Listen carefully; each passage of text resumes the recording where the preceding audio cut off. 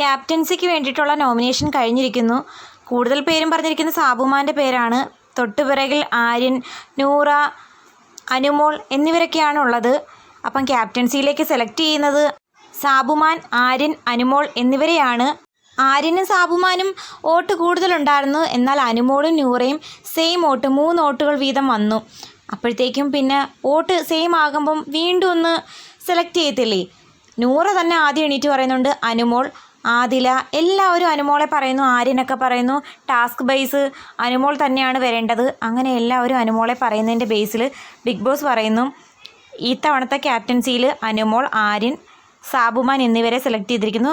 ഇതുവരെ ക്യാപ്റ്റൻ ആയിട്ടില്ല എന്നൊരു വിഷമം അനുമോൾക്കുണ്ടായിരുന്നു. അത് പലതവണ പലരുടെയും പറഞ്ഞിട്ടുണ്ട്. ആരും എന്നെ ഒന്നും സെലക്ട് ചെയ്യത്തില്ലല്ലോ, മറ്റുള്ളവർ സെലക്ട് ചെയ്താൽ മാത്രമല്ലേ ക്യാപ്റ്റൻസിക്ക് മത്സരിക്കാൻ പറ്റുള്ളൂ. അനുമോൾക്ക് വേണ്ടിയിട്ട് വോട്ട് ചെയ്തത് ആദില, നൂറ, സാബുമാൻ എന്നിവരാണ്. ആ 3 വോട്ടാണ് അവൾക്ക് കിട്ടിയിരിക്കുന്നത്. മിക്കവരും അവളെ സെലക്ട് ചെയ്തില്ല. ടാസ്ക് എല്ലാം ഗംഭീരമായിട്ട് ചെയ്യുമെങ്കിലും ആരും ക്യാപ്റ്റൻസിയിലേക്ക് വരുമ്പോഴത്തേക്കും അവളെ സെലക്ട് ചെയ്യത്തില്ല. പ്രത്യേകിച്ചും ബിന്നി അങ്ങനെയൊക്കെ ഉള്ളവർ.